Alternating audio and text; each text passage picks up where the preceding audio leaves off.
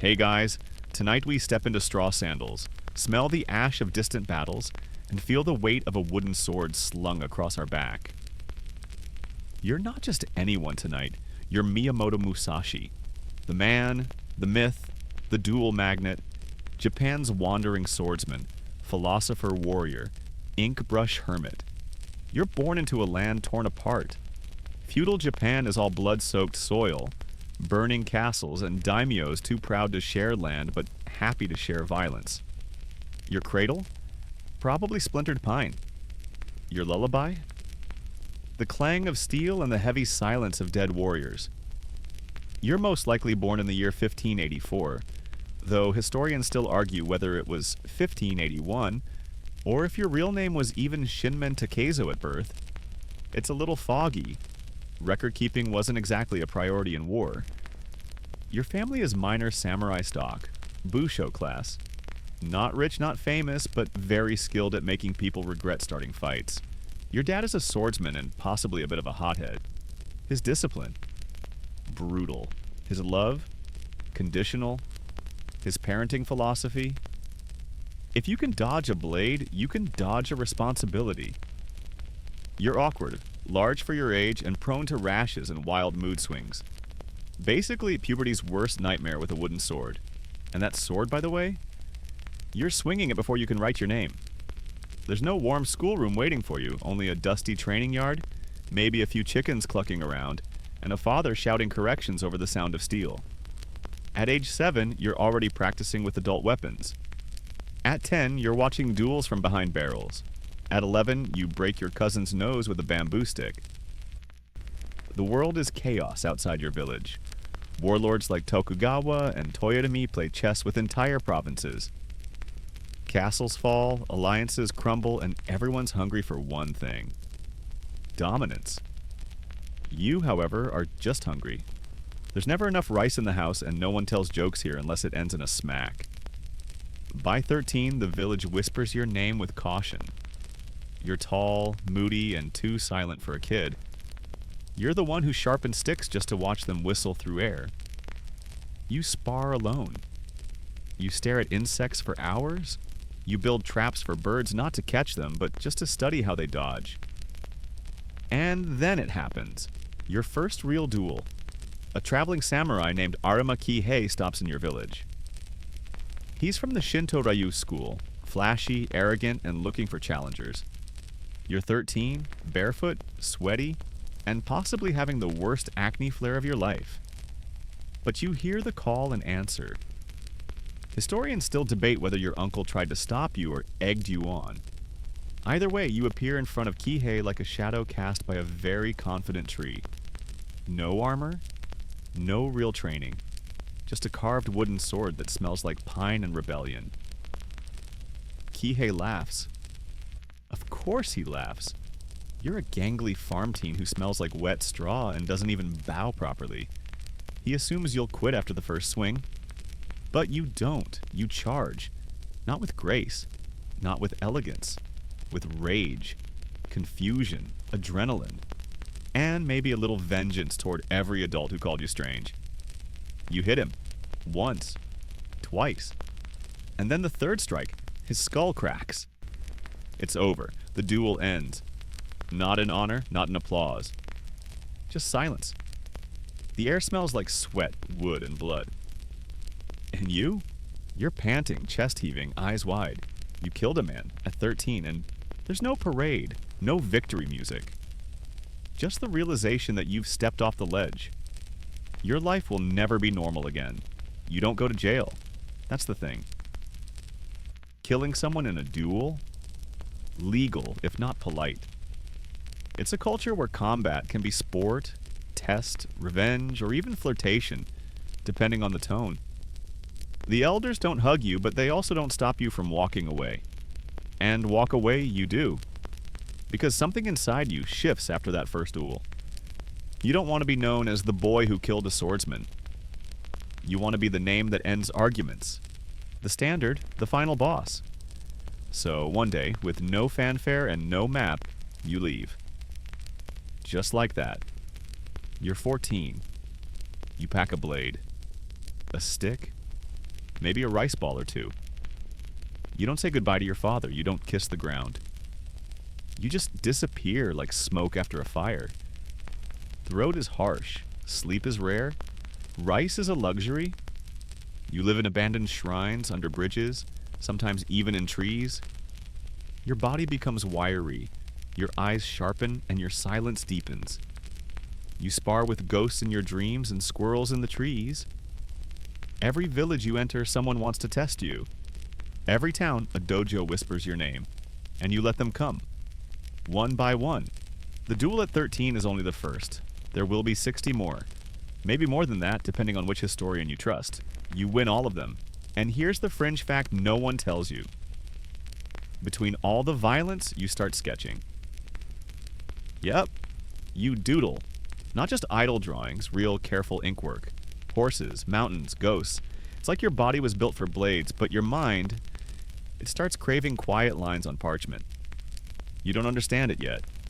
But something inside you, something big, ancient, maybe even sacred, is waking up, and it's hungry. The road you walk is long, crooked, and unpaved. Dust clings to your legs like a second skin, and your sandals are already starting to split at the seams. You're not worried. Your feet will toughen up. Everything will. You're 14 going on myth, and you haven't stopped moving since that first duel. Town to town, dojo to dojo. You're like a bad rumor with excellent footwork. You sleep wherever you can. Under temple eaves, on hay bales. Once curled in the hull of an abandoned fishing boat that smelled like seaweed and desperation. Then comes the second big name in your life. Tadashima Akiyama. Another samurai. Another grown man.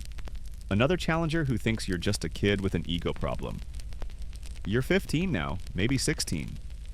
Your facial hair is still a rumor, but your sword is real enough. You don't wait for the drama. You challenge him outright. The duel happens fast. One cut, one scream, one silence. And then you walk away again, while villagers pretend not to stare and quietly add another line to your legend. At this point, you're not just fighting. You're collecting style data. See, back then, martial schools weren't just kickboxing versus karate like today's dojos. They were clans, philosophies, life paths. There was the Yagyu Shinkage-ryu, elegant and strategic. The Kashima Shinto-ryu, traditional and sharp as glass, and dozens more, each with its own rituals, footwork, and preferred ways to maim someone honorably. You study them all, not from textbooks, but by breaking their students' ribs. And then you hear the name that makes your blood itch. Yoshioka. The Yoshioka school in Kyoto isn't just big, it's legendary. Like they train bodyguards for the shogun big. Their dojo is more palace than school, and their pride is a brittle, glassy thing just waiting to crack. You walk straight into their territory like you're shopping for sushi, not blood. Some say you were invited. Others claim you picked a fight to show off. Historians still argue whether it was a calculated move or just another Musashi impulse. That twitchy instinct you get when someone says you can't. But here's what we know. Yoshioka Seijuro, head of the school, agrees to duel you. He's trained, decorated, and respected. You are none of those things. But you are dangerous. The duel is public, the crowd enormous, and your wooden sword, yes, still wooden, looks pitiful next to Seijuro's gleaming katana. But the moment the match starts, you move like wind down a mountain. Fluid. Heavy. Unstoppable. You break his arm with one blow, then you vanish. Why? Maybe to avoid retaliation. Maybe because you hate applause. Or maybe, and this is the spicy theory, you wanted the Yoshioka clan to come after you because they do. A rematch is set with Seijuro's brother, Denshichiro. You show up. He dies. Quickly. Brutally. You're 18 and two high-ranking warriors from one of Kyoto's most respected schools are gone, both from your hand. This isn't a duel anymore. It's war. The Yoshioka clan, now desperate, plans a trap. They invite you to a third duel, but this time they don't send a swordsman. They send an army. Some say over 70 men wait, in ambush at the pine grove near Ichijoji Temple. Others say it was closer to 100, including archers and spearmen. Either way, the odds are math you shouldn't survive. You show up early, before dawn, before they're ready, with a bakken in your hand and the audacity of someone who eats logic for breakfast. You slip through their formation like shadow and storm. You don't fight fair. You don't wait for honor. You attack from the mist and leave chaos behind. You crack skulls, shatter knees, and melt into the bamboo when they blink. By sunrise, the Yoshiokas are done. Not just defeated, extinct as a school. You don't just win the fight. You end a legacy, and you walk away. Again. Your eyes bloodshot. Your robe torn. Your hands bruised and splintered. But your name? Oh, your name roars now. Even the streets of Kyoto whisper it. Mothers warn their sons not to be cocky, or Musashi will come knocking. Courtesans giggle and wonder if you're handsome under all that sweat. Students sketch imaginary duels against you in the dirt with sticks. Some monks claim you're cursed. Others think you're blessed. You sleep alone that night in an abandoned tea house. It smells like damp straw and jasmine. There's a cat that won't stop watching you from the rafters. You give it a nod. It doesn't blink. You still dream of rivers, still draw monsters in the dirt with your finger, still whisper sword names to yourself like prayers. And somewhere in your bones you feel the next step calling. You don't just want to win fights. You want to invent a new kind of fighting. You want a style that reflects how you breathe, how you walk, how your brain rewires itself mid-duel. You want to become a school of one, but not yet. First, you need to wander more. See castles, smell incense, feel snow, break hearts and maybe a few more ribs. And while you're at it, teach a few uppity noble kids why holding a sword doesn't mean knowing how to use it. You pack up your things, still light enough to carry on your back, and melt into the road once more. The cat doesn't follow, but the rumors do. The road never ends. Not for you. Every dawn cracks open with the same rhythm. Creaking sandals, chilled morning mist, and the promise of either rice or violence. Sometimes both if you're lucky. You're around 20 now. Still young, but there's a weariness creeping into your stride. Not weakness, just density. Like stone that's been shaped by storms. You're a Ronin now, masterless. Borderline mythical. Not tied to any lord or clan, which in this era of war and honor codes makes you more dangerous than a signed army. People don't know whether to bow to you or run. You prefer it that way. Your name is your passport. Villagers welcome you in hushed awe. Dojo masters offer you tea, then flinch when you reach for your sword. And always, always, there's some bright-eyed student eager to impress their sensei by challenging you to a friendly match. It never ends well for them. You start roaming deeper, into provinces few dare to visit. You pass fields soaked with battle remnants, half-burned temples, roads dotted with shattered armor and stories whispered by trees. The air smells like pine needles, horse sweat, and every so often, something older, sadder. One day, you're approached by a man who doesn't speak. He just bows, unfolds a silk scroll, and hands it to you. It's a challenge, a formal duel. You don't even need to read the name, you already know it's coming. Ueda Rie. Another skilled samurai, backed by prestige and lots of expensive stitching on his kimono. You meet him at a quiet temple court. There's moss between the stones, and the wind won't shut up. You win. Quick, efficient, no drama. His students try to protest. You just give them that look, the one that makes people forget their own names. That victory earns you something unexpected. A letter of invitation from a daimyo, Lord Hosokawa, ruler of a prosperous fief in central Japan. He's heard of your skill, of course, everyone has. But what interests him isn't just your dueling record. It's your mind, your discipline, your refusal to bend. He wants you to come to his court. not as a warrior, as a guest. And that's a trap. Because you know what happens at courts. They don't duel with blades, they duel with manners, with poems, with sideways insults dressed in silk. You'd rather fight 5 men in an alley than attend a tea ceremony where no one blinks for 2 hours. But you go anyway, because part of you wants to understand, wants to see how power moves when it's not covered in blood. The castle is beautiful. Moats like mirrors. Gardens you could fall into and never return. Servants that walk like shadows. And rooms filled with scrolls, incense, and conversations that float just above the ground. You don't fit in. You walk too loud. Your robe is wrong. You stare too directly. But the daimyo respects you. He even asks you questions about swordplay, tactics, strategy. You give short answers, which only makes him more curious. And in the evenings, you wander the halls like a ghost, sketching on rice paper, watching court musicians rehearse songs about peace in a country that's anything but. Eventually, you leave. No farewell banquet, just a silent nod from the Lord and a wrapped gift, brushes, ink, and blank scrolls. You return to the road, feeling heavier and lighter at the same time. That's when you start writing. Not essays, not diaries, tactics, observations, fragments of philosophy.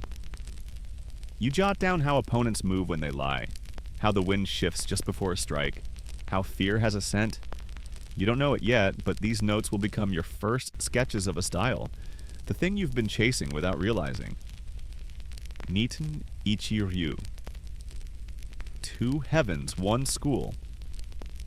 A way of fighting with both swords at once, the katana and the short wakizashi wielded together like a single breath. Not just flashy, not just brutal, efficient, balanced. Both hands doing what they're meant to do, no wasted motion. You begin practicing in secret, at dusk, at dawn, under waterfalls, on hilltops, in rain so hard you can't see your own hands. Every swing sharpens you, not just in muscle, but in presence. You start moving like a wave that decides who gets wet. And yet, even now, you're not done learning. You spend time at temples.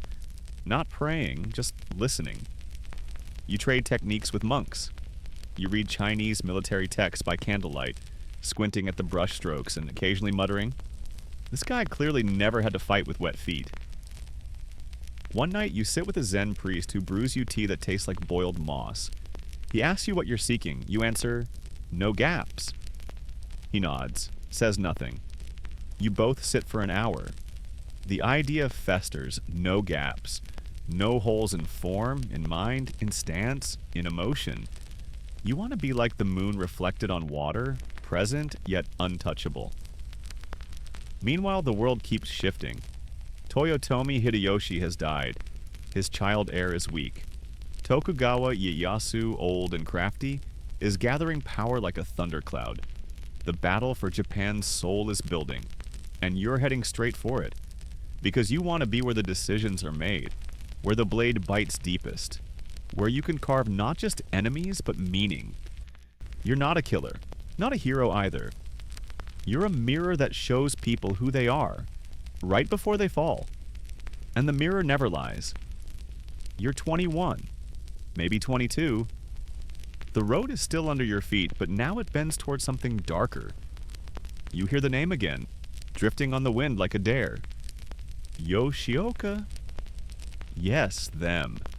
Because even though you've already shattered their legacy, broken their heads, ended their school, and walked away from the carnage like a ghost in sandals, somehow there are still whispers, remnants, embers smoldering in the ashes of Kyoto pride, and you, always the moth, flutter straight toward the flame. But let's rewind just a second. Because your duel with the Yoshioka clan wasn't a one-and-done story. It was a slow burn, a revenge tale with chapters and blood-soaked footnotes. After defeating both Seijuro and Denshichiro, their younger brother Yoshioka Matashичiro was still alive. A child. The last heir. The clan, desperate to salvage their honor, did something both predictable and foolish. They used him as bait. They planned a third and final duel. But it wasn't a duel, it was an ambush. Historians still argue whether the boy was even supposed to fight, or just sit nearby while 70 men turned you into a poetic corpse. The meeting place, Achijo-ji Temple. Quiet, forested, shadowed by tall pines. Perfect for betrayal. They expected you to show up like a typical samurai, at the exact hour, in the exact place, all proper and punctual. But you are Musashi, which means you are none of those things. You arrive early, still dark out, dew clinging to the grass like sleep in the corners of your eyes. You scout the grove, count the hidden swords in the trees, the rustle of cloth behind the stones, the glint of blades waiting to strike. You don't panic. Instead, you vanish into the trees like smoke. Then you attack. From the shadows, with a scream that's half wind, half rage. You shatter skulls with a wooden sword like they're porcelain teacups. You don't duel, you dismantle. One by one, men fall. Some never even see you, just the blur before it ends. You find Matoshichiro last. The boy is terrified. He sees the truth too late, that he was never a warrior, just a pawn on a blood-stained board. You strike. The Yoshioka name dies with him, and then silence. The pines sway gently. Your heartbeat returns to something almost human. You're not proud. You're not sad. You're something else. Something empty. You walk away, feet crunching over pine needles and corpses. You don't look back. You never do. Back on the road, the world feels quieter. Not in a peaceful way. In a watching way. Because now everyone knows you. Your name is inked in the minds of every sword student from Kyoto to Nagasaki. Samurai discuss you in whispers over sake.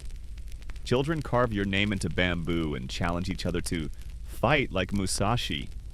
Some say you're unbeatable. Others say you're unhinged. But either way, you're undeniable.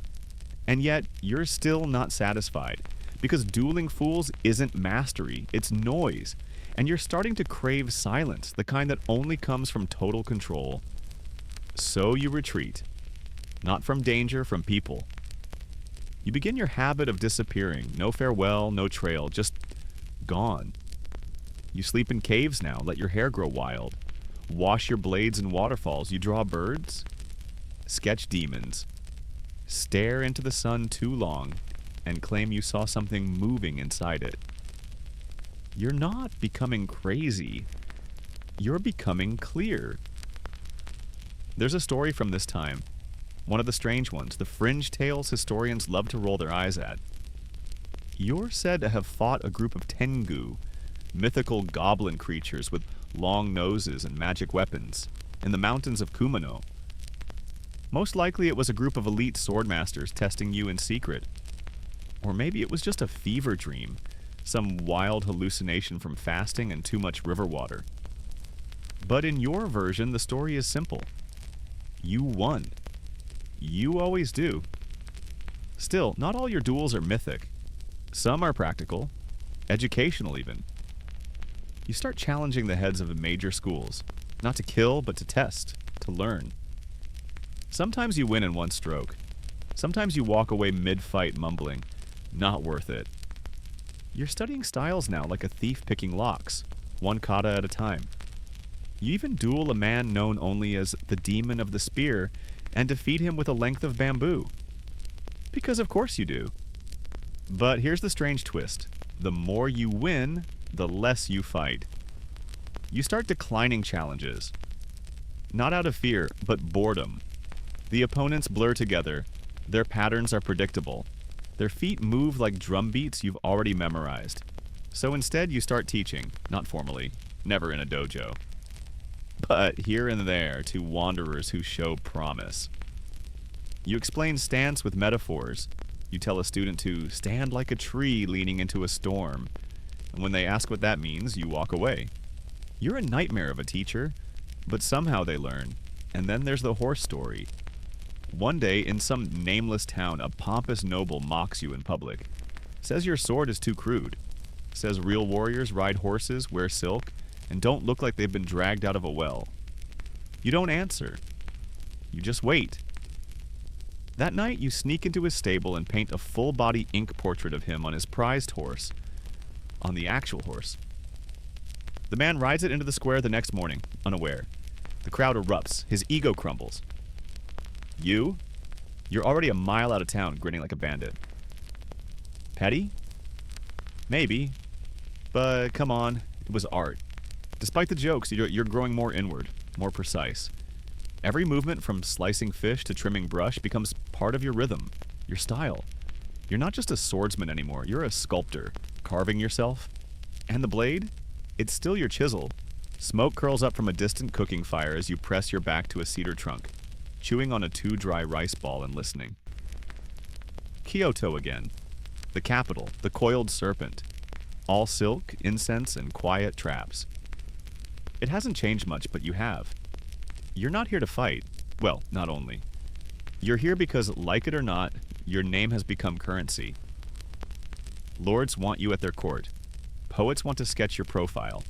Merchants want to say they met you, then overcharge some drunk samurai who falls for it. You move through Kyoto like a rumor. Quiet, unpredictable, vaguely dangerous. And, of course, trouble finds you anyway. You're sitting in a sake house, chewing on grilled eel, when a finely dressed young noble approaches. He's maybe 17, has the skin of someone who's never missed a meal, and the grin of someone who thinks you're just a dirty Ronin with good PR. He bows, too low, too rehearsed, then he challenges you. It's not just him, it's his dojo. They want to test the strength of the wild one, and, as they put it, which is noble speak for we think you're a fluke. You sigh, loudly. Then you agree. Not because you're angry. You just don't want the eel to go to waste, and this kid clearly won't stop until he gets his ego adjusted. The duel takes place at a tea house garden. Ivy creeps along the walls, and the koi pond is unnervingly serene for what's about to happen. You win in a single strike. The boy never even sees it coming. He collapses into a flower bed, ruins the chrysanthemums. Tragic. You don't even take a bow, just walk off muttering something about poor footwork. This becomes a pattern. You enter a town, someone recognizes you. There's a challenge, a duel. Then a sigh. Then another man lying on his back staring at the sky, wondering what just happened. And somehow, that doesn't stop people from trying again. You become a sort of gravity well, sucking in prideful swordsmen one by one.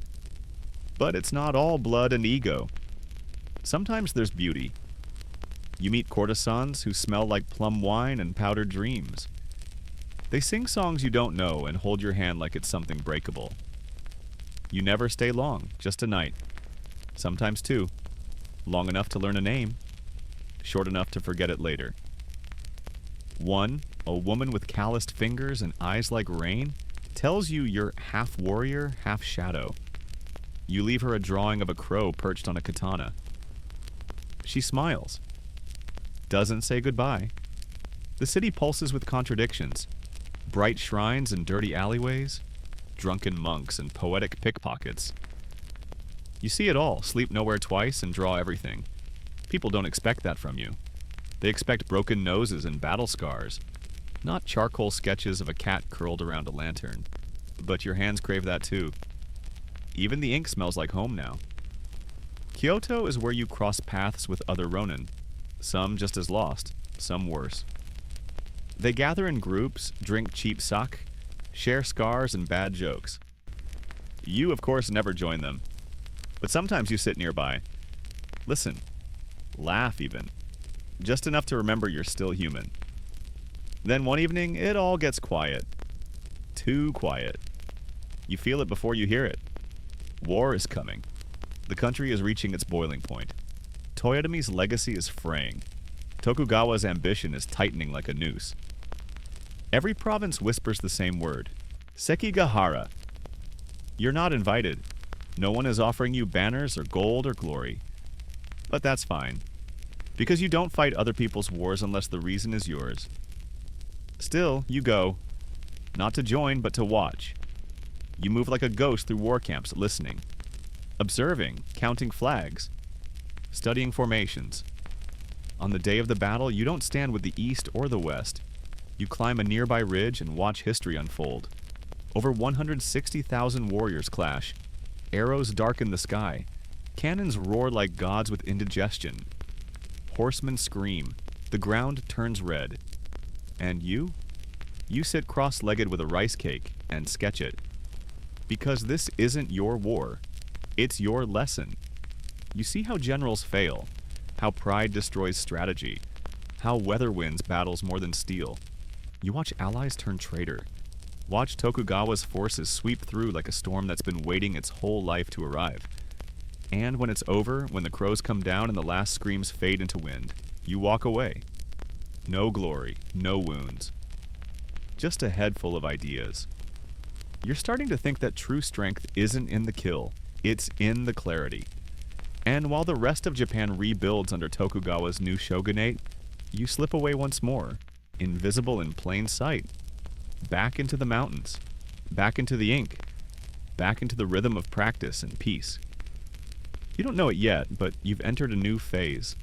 The part where you stop becoming a legend and start becoming something even rarer. A style. The country is healing, supposedly. Tokugawa Ieyasu has taken the reins, wrangled the chaos, and slapped a polite smile. On feudal Japan, no more clan feuds in the open, no more full-scale wars, just quiet ones in politics, poetry, and backroom tea ceremonies. But you? You don't do quiet. Not unless you're swinging a sword through it. After the smoke of Sekigahara fades, you feel like a wolf left out of the hunt. Not because you missed the battle, but because you've seen something deeper in it. A pattern, a weakness. You begin to think about rhythm, not in music, but in motion. The beat of footsteps, the lilt of hesitation before a strike, the heartbeat in your fingers before they grip the hilt. It's all rhythm. The kind only someone who didn't fight in Sekigahara would notice. Because when you're not knee-deep in corpses, you actually have time to see the world move. That's when your style starts taking shape. Niten Ichiryu. 2 swords, 1 soul. That's your thing now. A long blade in the right hand, a short blade in the left. Not as backup, but in unison. Like lungs breathing together. Other schools hate it.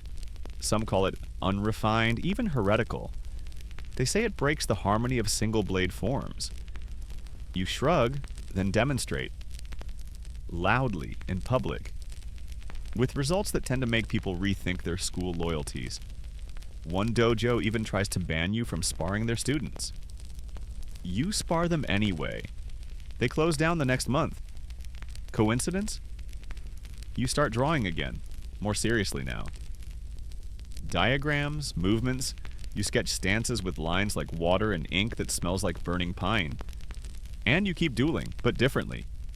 Less to win, more to test. You challenge teachers now, heads of schools. Not to destroy them, well, not always, but to sharpen your own edge. Some welcome the fight, others resent it. There's a man in Hoki province, Terao Magonojo. Clean style, precise footwork, eyes like still ponds. You duel for hours, neither of you giving ground. At the end he bows and asks to become your student.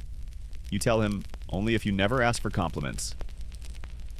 He laughs, follows you anyway.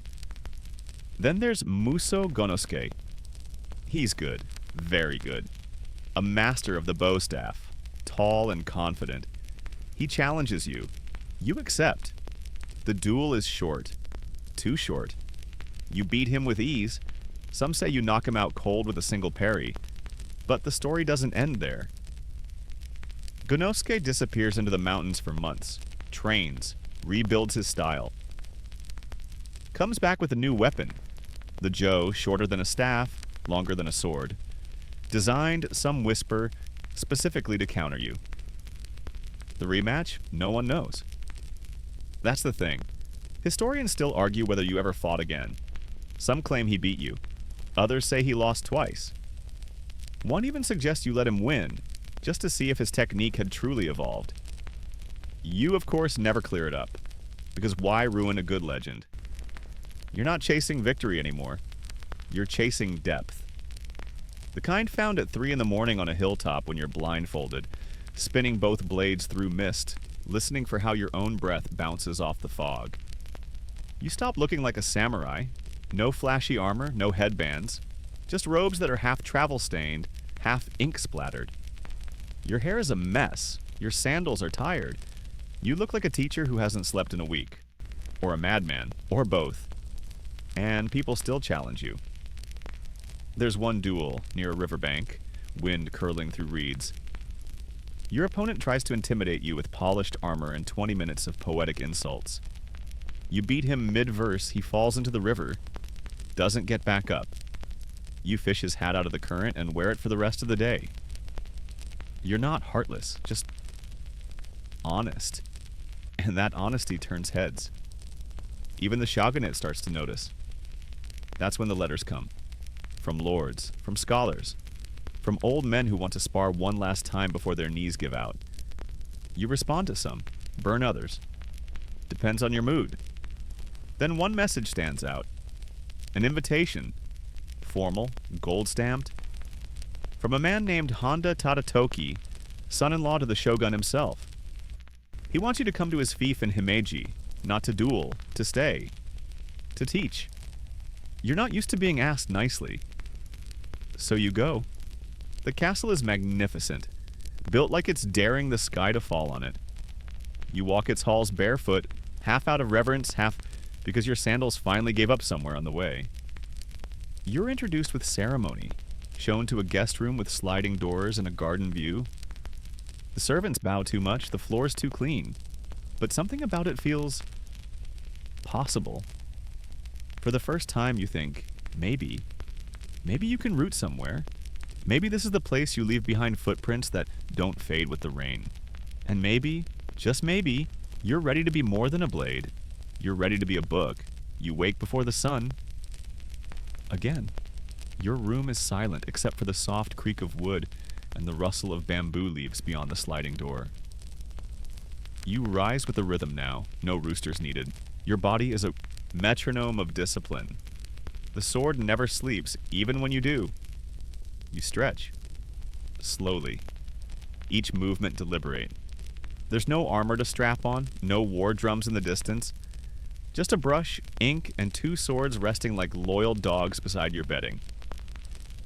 This is Himeji, a castle town thick with samurai pride and noble expectations. You've accepted Lord Tadatoki's invitation, not as a vassal, not as a killer, but as a teacher. It's strange, there's no battlefield, no challenge, no lurking duel, just students. Eager ones, nervous ones, arrogant ones, all wanting the same thing, to be like you. Good luck with that. You start small, no big announcements, just walking the grounds, correcting posture, sparring in short bursts, correcting form with single words, softer, lower, again. You refuse to build a dojo. Walls make students soft, you mutter. Instead, you train under trees, in gardens, in courtyards slick with morning dew. Your classroom is the wind. Your chalkboard is the dirt. Some samurai scoff. This isn't how it's done, they say. You let them spar each other while you casually dismantle a branch with 2 swords and a bored expression. Soon they start copying you. You're not cruel, but you don't coddle.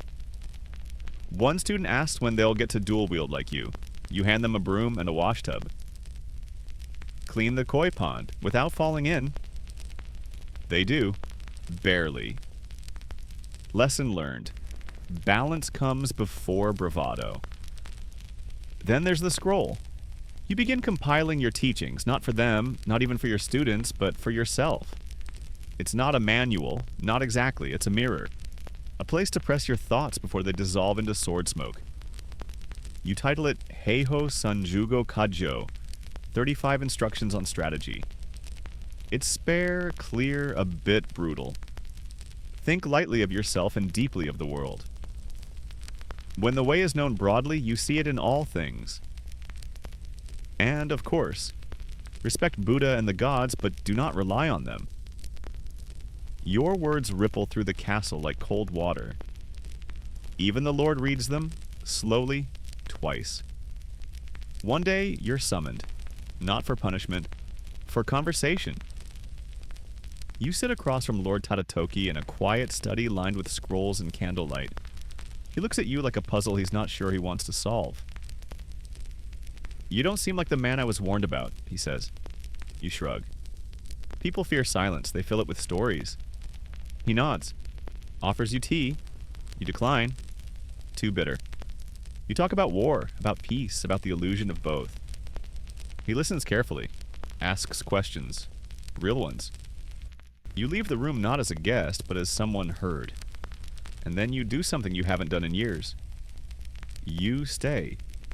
Weeks turn into months. The students get better. One even lands a strike on you. Not a deep one, but enough to surprise you. You reward him with silence and a half smile. Another sketches you during practice. You see it. He's captured your posture perfectly, but added wings to your back. You raise an eyebrow. He stammers. You keep the drawing. In the evenings, you write. More scrolls, more thoughts. You start comparing sword techniques to brushstrokes, movements to poetry. Every action a verse, every breath a line. One afternoon, a traveling monk visits and watches you teach. When it's over, he bows and says, "You've made peace with the sword." You shake your head. The sword doesn't need peace, the man holding it does. You don't realize it yet, but your time in Himeji marks a shift. You're no longer just a warrior. You're becoming a philosopher, but not the kind who sits in robes debating abstract truths. You're the kind who sharpens wisdom like a blade. One evening, while sketching a sparrow on rice paper, a servant brings word. Another invitation. From Lord Ogasawara, a high-ranking official and a bit of a control freak. He's heard of your time in Himeji, wants you to demonstrate your techniques, publicly. You say yes, not for fame, not for politics, for clarity.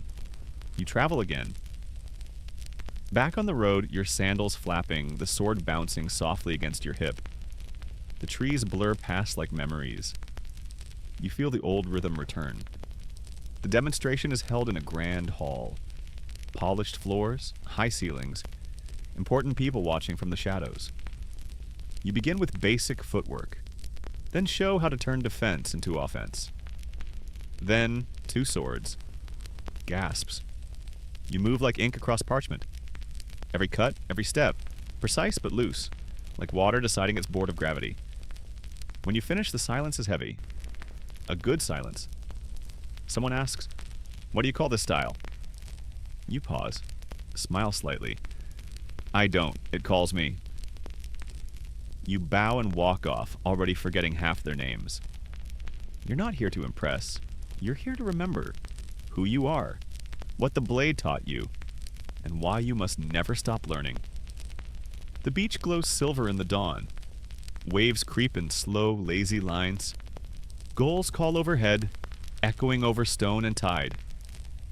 You're standing, barefoot in the sand, bakken in hand, the sun rising behind you like a blade drawn from silk. Opposite you, Sasaki Kojiro. He's tall, graceful, immaculate, a silk-wrapped contrast to your sunburned, travel-worn presence. He carries a blade so long it's nicknamed the drying pole, a nod to its reach and the sheer arrogance of wielding something that oversized. He's everything you're not. Fashionable, charming, refined, deadly, and he hates you. This is your most famous duel, the one that gets turned into paintings, plays, and anime centuries after you're gone. But here, on this sleepy stretch of Gonryu Island, it's just 2 men and the sea. Let's rewind. Word of Sasaki Kojiro reaches you long before this day. His reputation slices through provinces like wind through pine. He's the founder of the Ganryu school, master of the Tsubame Gaishi, a technique inspired by the tail flick of a swallow. Fast, graceful, deadly. You're in your late 20s now, maybe early 30s. Time's gone slippery.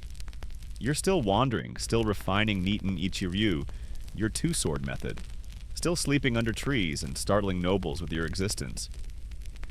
When you hear Kojiro's name, something tightens inside you. Not fear, not jealousy, fascination. Finally, a worthy reflection. You accept the duel, but not impulsively. You plan it. You engineer it.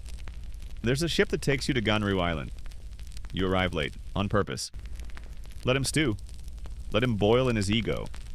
You show up with a carved wooden oar, not a proper sword. That part becomes legend. Maybe it's true. Maybe not. But it fits. A blade? Too expected. A boat oar? That's Musashi. Kojiro's already waiting, robe fluttering in the breeze, anger coiled in every tendon. He draws first, the drying pole flashing like a lightning bolt. You don't flinch, because you've seen this fight in your mind 1,000 times already. You've rehearsed his patterns in the curve of tree branches, the rhythm of rainfall, the flick of birds mid-flight. The moment he steps, you move. One strike. He falls. Silence. The gulls keep circling. The tide doesn't care. You stand there, heart steady, sweat cooling.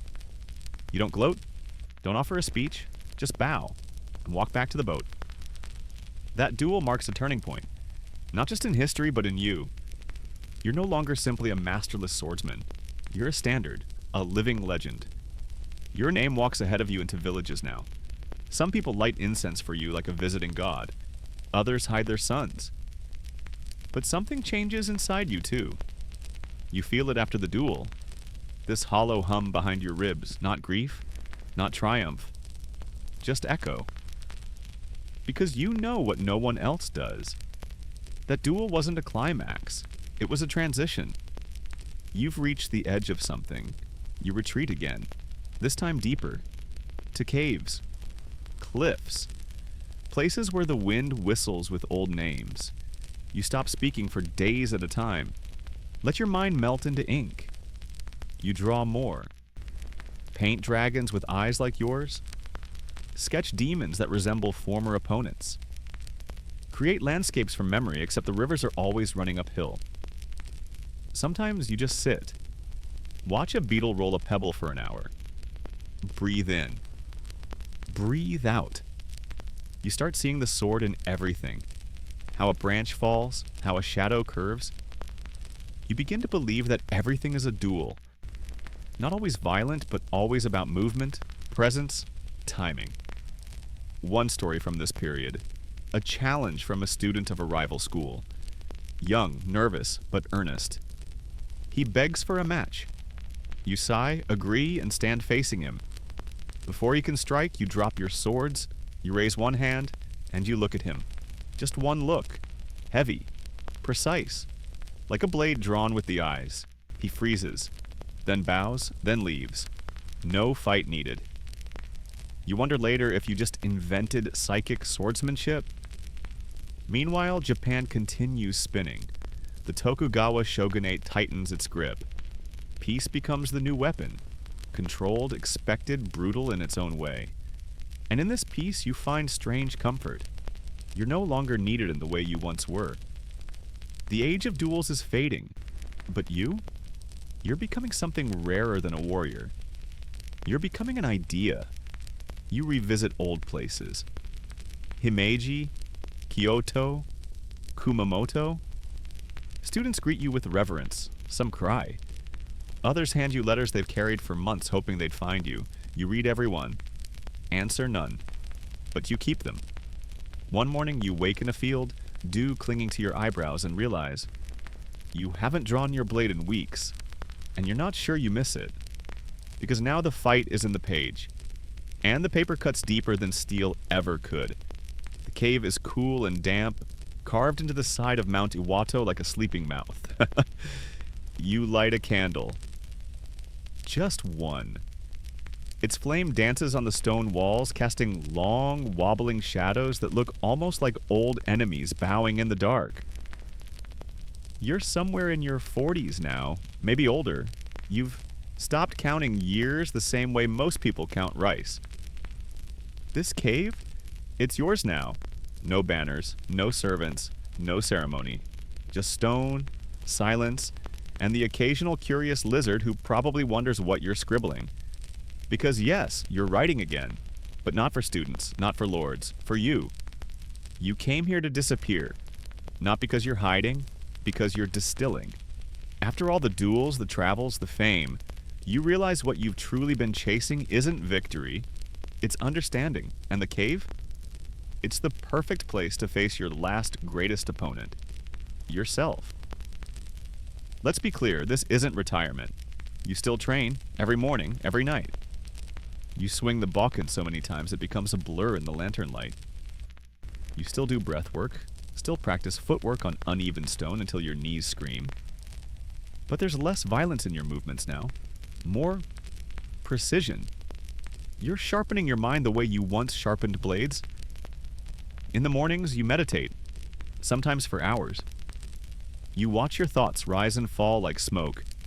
Some about strategy, some about koi fish, some about what happens after death. You let them all pass. Historians still argue whether this was your spiritual phase or your cranky old man phase. Maybe both, maybe neither. Maybe being alone with your thoughts in a mountain cave just makes you a little weird. And maybe weird is exactly what you need.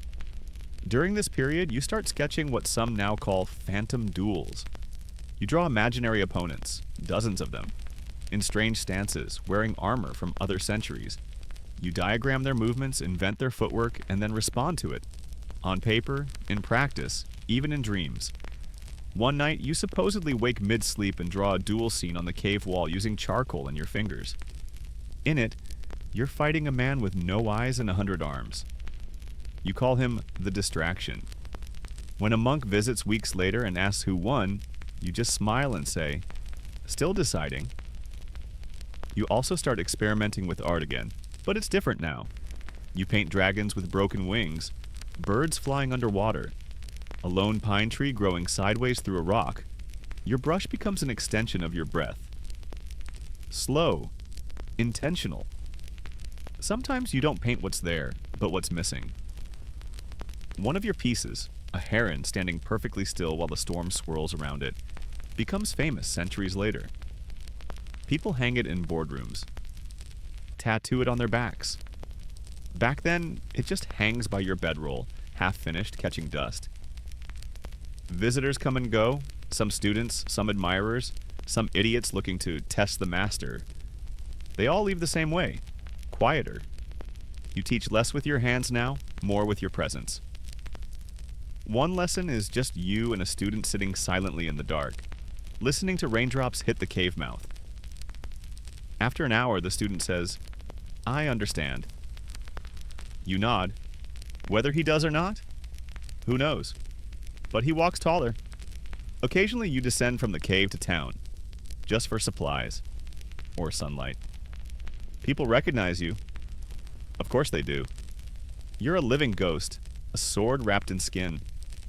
Old women boo, children peek from behind door frames, men glance at your hands, then quickly look away.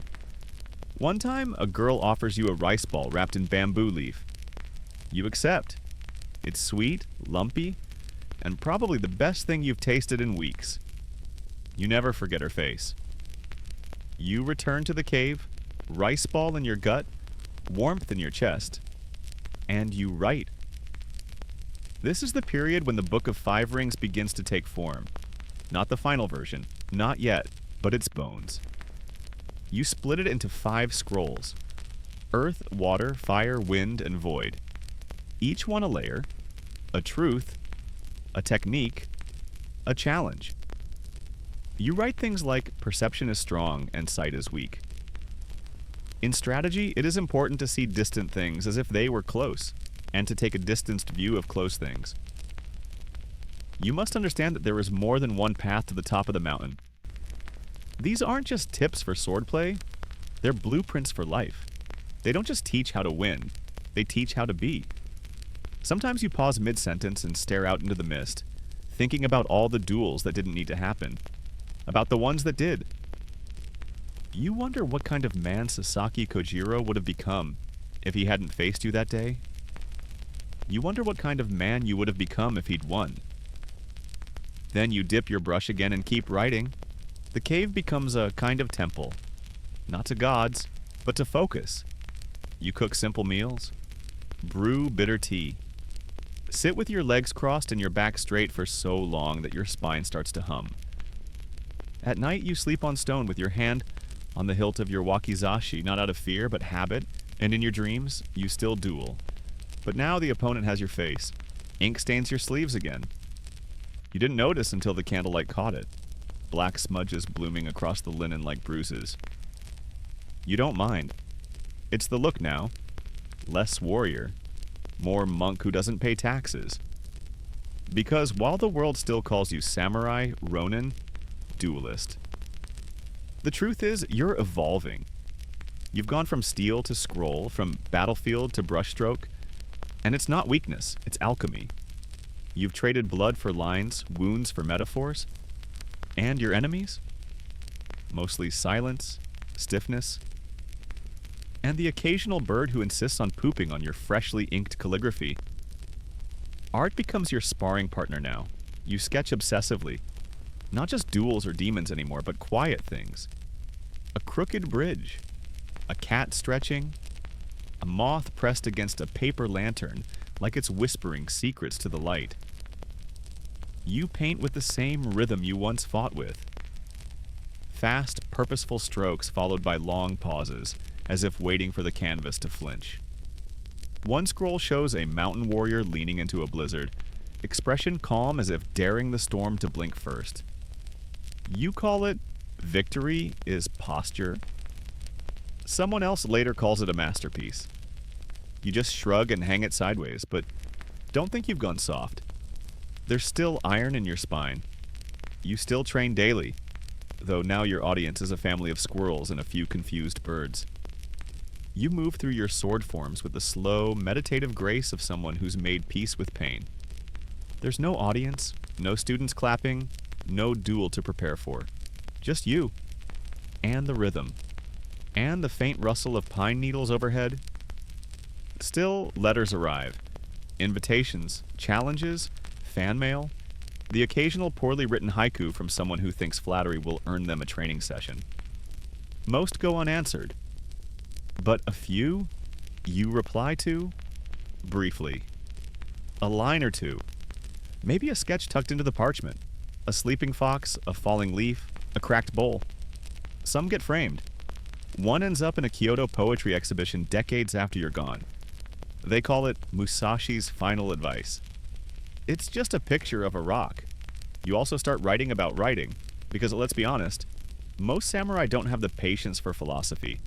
They want rules, lists, diagrams, so you give them some, but with conditions. Strike when the enemy expects defense, you write. See not the opponent's blade, but the space where they will be. Do not forget the smell of ink, even in the heat of battle. One student writes back confused. What does ink have to do with swordsmanship? You send him a blank scroll and tell him, figure it out.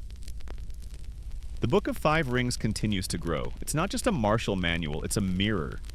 You explore timing in fire, flexibility in water, foundation in earth, tradition in wind. And then there's void. The strangest one, the quietest, the one people argue about for centuries. In it you speak of nothingness, of moving without thought, acting without ego, knowing without knowing. Historians still debate whether you were speaking in riddles or having a stroke, but those who understand, they really understand. Now let's talk about the insults, because yes, you do throw shade, mostly at other schools. In Wind, you call out popular styles for being too rigid, too flashy, or better suited for dance than for death. Ouch. You mention no names, but anyone who's been in a dojo knows who you're dragging. And some of them write back. Angrily. You don't respond. You're too busy meditating next to a koi pond and feeding a turtle you've named Regret. One afternoon, a student asks you, why do you criticize other styles? You respond, if they were worth defending, they wouldn't be so easy to offend. Mike, drop. But then you add softly, there's no perfect path. just better questions. Because for all your sharpness, there's softness growing in you now. The cave isn't just a hiding place, it's a chrysalis. Another visitor arrives, an old monk, nearly blind, carries a staff that whistles when it moves. He doesn't challenge you, doesn't even ask your name. He just sits beside you watching the light shift on the cave walls. After an hour, he says, "You've stopped fighting." You shake your head. "I fight differently now." He nods. "Good. The world is tired of blood." Then he leaves without another word. You think about that for a long time. More time passes. The seasons forget your name. The scroll grows longer. Your ink runs lower. And in between pages, you begin crafting a different kind of legacy. Not through victory, but through clarity. You're no longer sharpening swords, you're sharpening minds. The cave has become something sacred now. Not a retreat, but a forge. Every idea tested, every belief questioned. Every truth burned down to what still glows in the ash. You used to think mastery meant winning every duel. Now you think it means walking away from one and still knowing who you are. And maybe being okay with not knowing at all. The floor creaks under your heel as you step inside the daimyo's hall. You're older now, not frail, never that. Just quieter. More like a mountain that stopped erupting and started listening to the wind. The beard's grown long. Your posture's still razor straight, but your eyes? Those are ancient rivers now. Deep, unrushed. You've been summoned. Again. But this time, you said yes. The man waiting for you is Lord Hosokawa Tadatoshi, a powerful daimyo, cousin to the shogun himself. His court is filled with polished sandals, tea-scented corridors, and people who talk without ever saying anything. You bow out of habit, not deference. He greets you with respect, genuine, rare, and then he makes his offer. "Stay," he says. "Live here, teach here, write here, not as a vassal, as an honored guest." You say nothing for a moment. Just listen to the paper walls breathing in the breeze. Then, with a slight nod, you accept. Because this time, you feel ready to stop moving. You're given quarters near Kumamoto Castle, a quiet space with gardens that smell like rain and plum blossom, and a view of mountains that look like sleeping tigers. You settle in like ink into parchment. You still train every morning, still write, but now you also teach, formally, as in, here's a schedule kind of teaching. And the students? They're lucky and terrified. Some are sons of samurai. Others are bored court officials trying to find their center before they start quoting poetry about leaves again. You take them all, but you don't teach them the way they expect. One lesson is just them walking in silence barefoot across cold stones for hours. Another is sitting in front of a candle and watching the flame until they cry. They complain, whisper behind your back. And yet, weeks later, they move differently. Their posture straightens, their steps quiet, their strikes land. Because your lessons aren't instructions, they're interruptions. You don't give answers. You show them what their questions cost. Sometimes the shogun's envoys visit, dressed in robes worth more than your entire cave. They bow, ask for insight, invite you to ceremonies. You attend only once. Everyone stands in perfect lines. Music plays. Poets read stanzas about cranes. You sit in the back and sketch the ceiling. Someone asks your opinion of the event.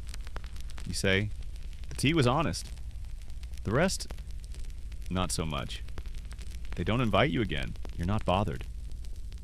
In Kumamoto, you begin painting more seriously, not doodles. Scroll-worthy work. One piece, Buddha in the Eye of a Storm, is so striking a visiting general buys it immediately, then loses it in a fire a year later. He says it was the only thing he tried to save. You smile when you hear that. But what you really care about is the dragon. The one you spend weeks perfecting. Brushstroke after brushstroke. Not just scales and teeth, but presence. The dragon doesn't snarl. It stares. Patient, aware, like it's seen your whole life already and is just waiting for you to figure it out. You hang that one in your personal quarters, no one else sees it. And then there's the sculpture. You start carving again. Not weapons, just wood. You sculpt a hawk mid-flight, a monk balancing on one foot, a cracked bowl being repaired with gold, kintsugi, the art of honoring the broken. Someone says, "Why not carve yourself?" You shake your head. I'm still not finished. People still whisper about your past, the duels, the Yoshioka, the beach with Kojiro. They romanticize it all, you let them. Because what they don't realize is, the real battle is right now. Keeping the mind sharp without the thrill of combat. Sitting still. Aging with grace instead of bitterness. That's the duel no one trains for. One night during a light rain, you sit on your porch, sipping weak tea and watching lightning blink in the distance. A student joins you. Young. Serious. Too serious. He asks, "Sensei, do you ever think of death?" You pause. Set the cup down. Listen to the rain a moment. Then say, "Only when I'm not living properly." He doesn't understand, but he will. A poet tries to interview you once. You say no. He asks again. You hand him a brush and tell him to draw the wind. He says, "That's impossible." You nod. Exactly. There's something poetic about being at the center of power and still refusing it. You eat with servants, walk barefoot through gardens, reject gifts that aren't handmade. You do accept one, though. A simple comb carved from cherry wood. You carry it everywhere. Use it once, still keep it. You start to feel it now, time catching up. The body slower, joints louder, memory thinner. But the mind? Sharper than ever. You could probably still win a duel, but now you'd rather win a moment. And that's something even Kojiro never learned. In Kumamoto, your legend becomes tangible. Not just a myth. A man. Seen. Respected. Still impossible to summarize. Because you are not a warrior, not a philosopher, not an artist. You're the space between. And the blade? Now it's just punctuation. The gravel path crunches under your feet as you walk to the courtyard, both hands tucked into your sleeves. It's cold today, the kind of morning where the breath feels heavier in your lungs, like your body's taking its time deciding whether it wants to keep doing this whole alive thing. You're pushing 60 now, your hair's gone to frost, your joints protest like angry villagers, and your eyes, they see everything, even the things that aren't there. Especially those. Because lately, the ghosts are back. Not scary ones. Not clanking chains types. Just soft presences, like forgotten dreams drifting around the edge of your vision. Sometimes you see Sasaki Kojiro standing near the garden wall, arms folded, grinning. Other times it's your father, stern, silent, unimpressed. And occasionally, just occasionally, you see you. Younger, wilder, holding a bakken in one hand and nothing in the other. You don't speak to them. You don't need to. You already know what they'd say. Your days are structured now, even if time feels like fog. You wake before the sun, still. Stretch, meditate, sketch, train for 15 minutes, not longer. Not because you can't, but because that's enough. Then comes breakfast. Simple rice, pickled vegetables, hot water. The same meal you've had for decades. Sometimes a servant brings it. Sometimes you make it yourself. It all tastes the same, like peace. You still take students, not many. Not often. They don't come to learn to fight anymore. They come to learn to stop fighting. One of them, a boy no older than 16, asks you, "Master, how do I become strong?" You say, "By being soft." He furrows his brow, confused. You add, "Strength is just fear with armor. Learn to move without either." He doesn't get it. But a year later, he bows deeper than anyone else and walks away barefoot, smiling. He gets it now. Your body slows. You notice it. The ink takes longer to dry. Your strokes lose their edge but gain something else, gravity. You stop sketching dragons. You start sketching teacups. One of your final scrolls is a drawing of two blades crossed on the ground beneath a tree. No blood, no battle, just waiting. It's called After. It becomes famous long after you're gone. You draw it on a scrap of rice paper with a cracked brush and forget about it the next day. Visitors still come, not for lessons, for blessings.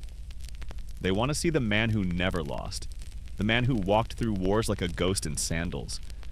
They ask you what it's like to be a legend. You tell them, boring. Then offer them tea. Sometimes you spar. Softly. With wooden sticks. With fans. With words. One man tries to provoke you in the street, demanding a duel frothing with pride. You hand him your bakken, then kneel and close your eyes. He's so confused he leaves. You count that as a win. More and more, your sword stays sheathed. Not because it's heavy, but because you don't need it. You once said, "The true path is found in polishing the spirit." People thought it was poetic. You meant it literally. You polish your spirit now like wood grain, slowly, gently, until it glows. The ghost of Seijuro visits one night, you're sure of it. You're standing in the courtyard staring at a lantern when you feel a presence behind you. Not threatening, not vengeful, just there. You say nothing, just nod. The wind shifts and the air feels lighter. Your final students are loyal, quiet, gentle. They help you bathe. Cook your meals. Turn your sketches into scrolls. Sweep the porch where you like to sit at sunset and just watch. Sometimes they think you've fallen asleep. You haven't. You're remembering. Every swing. Every duel. Every footstep through mud and snow and blood. You remember the taste of your first rice ball after killing a man. You remember the way Sasaki's shadow stretched on the sand just before you struck. You remember a cave and a candle and a book that changed everything. One afternoon you tell a student, "I miss fighting." He looks surprised. You do? You chuckle. Number. But it misses me. The duels never really ended. They just moved inside. Every morning, you fight the part of you that still wants to prove something. Every evening, you thank the part of you that no longer needs to. It's a quiet war, but you win it every day. And now, when you close your eyes, it's no longer ghosts you see. It's gardens, brushstrokes, rice bowls, clouds that drift across the sky without purpose, but with presence.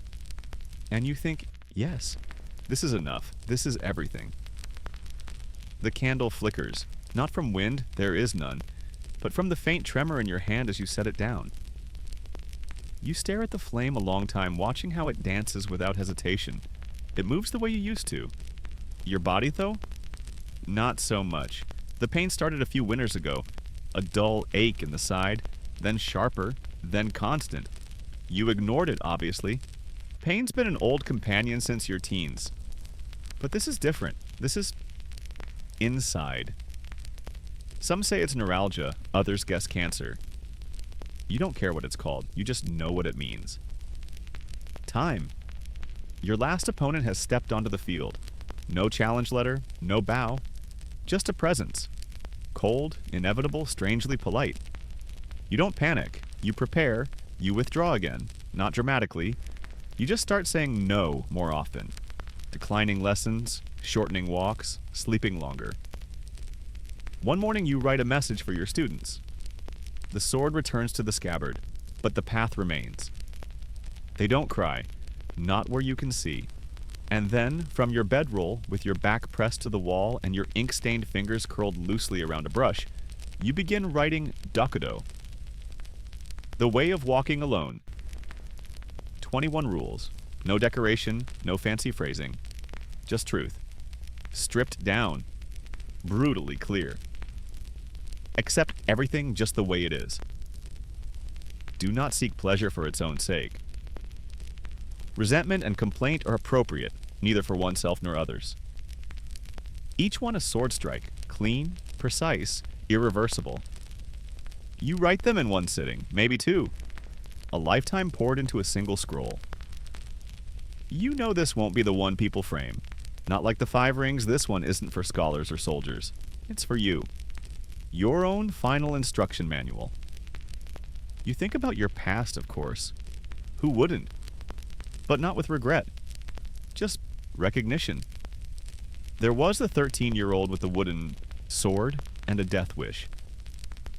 There was the wanderer, lean and wild, scraping rice from the bottom of bowls and testing footwork against highway bandits. There was the man who left footprints on the beach beside Sasaki Kojiro and took none back with him, and the one who disappeared into a cave to draw dragons in silence. All of them. You. All of them still here? You also think about the things you never did. You never married, never had children, never owned land, never wore silk without spilling ink on it. But you also never broke, never bent to a lord's whims, never compromised your blade for comfort. That counts. There are days where your body won't move, not even to eat. Students come and go silently like shadows with rice bowls and damp cloths. You no longer speak much, not because you've lost your voice, because there's nothing left to add. Everything you needed to say is already inked. Everything you needed to teach has been passed down. Now, you observe. Even pain has a rhythm. Even dying teaches something. One night, the fever hits hard. You're alone. By choice. You lie there in the dark, breathing through cracked lips, and feel your spirit stretch. Not like it's escaping, but like it's unfolding. The room expands. Time softens. You remember everything. The brush in your hand. The weight of a blade. The exact sound of wind through the pines at Ichijoji Temple. You remember the feel of sand under your feet on Gonryu Island. The first time you drew a heron and got the wing just right. You remember laughter. Maybe yours, maybe someone else's.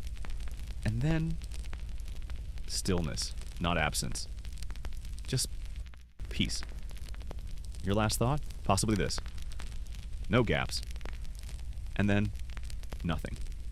Not because you've vanished, but because you've become everything else. The scroll, the technique, the silence between strikes, the breath before movement, the rhythm in all things. Your body is still, wrapped in white cloth, laid on a simple mat. No gold, no incense, no fanfare. The students do everything themselves, quietly, reverently. No servants, no hired monks. Just those who trained beside you. Those who listened when you barely spoke. Those who knew the weight of your silence. They carry you to the hill at dawn. No drums, no chant. Just footsteps and the soft creak of sandals against the gravel path. Your grave is simple. A standing stone. Unpolished. Unmarked at first. Later, someone will etch your name into it. Then the titles. Then the stories. Eventually, tourists. But on this morning, it's just you and the earth. And the wind. Moving softly like it knows who it's brushing past. The world keeps spinning. Your students return to the castle. Some stay, some wander. A few begin schools of their own. Branches off your tree. They teach with quiet ferocity. They quote you, not the famous lines, but the strange ones. Do not rely on partial feeling. In all things, be indifferent to where you live. Even if you give up your life, preserve your honor. Generals copy those quotes into journals. Poets fold them into verses. One merchant starts printing docto on handmade scrolls. They sell out. No one knows who gave him permission. You would have hated it, or maybe smiled. The cave becomes a shrine. Sort of. People visit, light incense, trace their fingers along the walls, whisper your name like a charm. Some say your ghost still trains there, wooden sword slicing through the fog. Others say you became part of the mountain, that the wind over the ridge has your rhythm, that the silence between falling pine needles is your voice. They might not be wrong. Years pass, then decades, then centuries. Japan modernizes, then industrializes, then digitizes. Swords become relics. Duels become illegal. Philosophers wear suits instead of robes, and still, you remain. In books, scrolls, stone. Your Book of Five Rings is taught in business schools. A CEO in New York builds his career on the Void Scroll. A boxer in Thailand reads your tactics before every match. A girl in Brazil tattoos no gaps on her wrist. They don't know your whole story, but they feel it. That weight, that rhythm. That way of being that doesn't fade with fashion. Then come the games, the movies, the anime. You become a pixelated boss battle, a wise old mentor with glowing eyes, a background character who steals every scene with one glance and one line. Cut from nothing, return to nothing. Viewers go wild. Forums explode. Merch sells out. You've become myth, not a man with sandals and back pain. A concept, a legend sharpened by time and softened by distance. You don't mind. Legends were always your second language. Still, somewhere out there, maybe deep in the forest, maybe high in a temple garden, someone picks up a wooden sword for the first time. They grip it too tight. Their feet are clumsy. Their balance wobbles, but they close their eyes, they breathe, they listen. And for a heartbeat, in the silence between breaths, they feel it. That presence, that rhythm, that strange, calm voice that says, "This is the way of walking alone." The years pass like falling leaves. Software unapologetic, unstoppable. You are no longer flesh and bone, but you remain. Woven into the folds of scrolls, carved into the memory of mountains, hidden between brushstrokes and sword forms.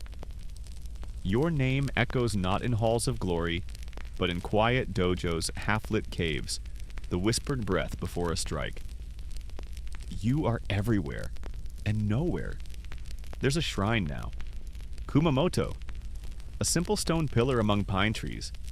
Nothing grand. You would have hated grand. There are offerings sometimes. Coins, rice balls, a folded crane or two. One boy leaves a single stick of charcoal and a piece of rice paper with a drawing of a dragon. It's rough, clumsy, but the eyes sharp. You would have smiled.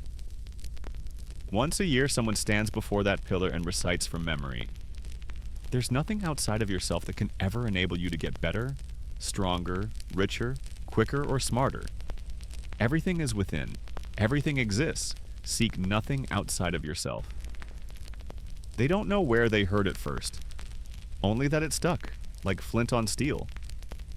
Your words have wandered far. The Book of Five Rings is now a philosophy text, a martial arts Bible, a corporate cheat code. You're quoted by CEOs, generals, coaches, tattoo artists, and yet none of them know the dirt beneath your nails, the sting of cold rice, the feel of a cracked sandal strap digging into your heel after 30 miles of silence. They don't know the ache in your side that never left, or how the ink on your fingers never really washed off. But still, they carry your words. And maybe that's enough. Somewhere in Tokyo, a child watches a cartoon where a swordsman with your name slices falling cherry blossoms midair while reciting Dakudo. They giggle. Try to copy the move with a mop handle. They trip. They try again. And again. You would have approved, because the form doesn't matter. The persistence does. In a high-rise boardroom, a woman reads the fire scroll before presenting to a crowd of skeptical investors. In a judo dojo in Canada, an aging sensei opens each class with a line from Wind. In a jail cell in Chicago, a young man reads your words and weeps quietly, not from sadness, but from recognition. You've become something more than a man. You've become permission to fight, to think, to be. But the truth is, your life wasn't a perfect arc. It was a series of cuts and corrections, mistakes and refinements, failures repurposed into form. A man stumbling through fire, carving clarity from chaos, guided only by rhythm and the belief that there must be more. And that belief, it outlived you. So now, centuries later, as another lonely soul picks up a bokken on a foggy morning and stands facing no one in particular, and moves, and breathes, and remembers. You are there. Not as a ghost, not as a god, but as the rhythm in the wrist, the stillness between steps. The quiet voice inside that says, no gaps, no fear, no need for anything but this. So now, close your eyes. Let your shoulders drop. Feel the last bits of tension melt like mist on warm stone. You've traveled far tonight. You've walked the roads of feudal Japan, held the weight of wooden swords and ink brushes. You've watched enemies fall, students grow, and silence take on new shapes. But now, it's time to rest. You don't need to carry the blade anymore. The lessons are already inside you. The rhythm that guided Musashi, the breath before the swing, the calm at the center of chaos, that rhythm is in you now too. It's in the steady rise and fall of your breath. It's in the quiet between your heartbeats. And if you listen closely, just beneath the hush of the night and the whir of your fan, you might hear the faint tap, tap, tap of a wooden sword tracing the shape of a dragon in the dirt. You're safe now. No more duels, no more roads. Only the peace that comes when nothing more needs to be done. Just the moon, the mist, and the quiet satisfaction of knowing you walk the path. Completely, alone, together. Good night, warrior. Sleep well.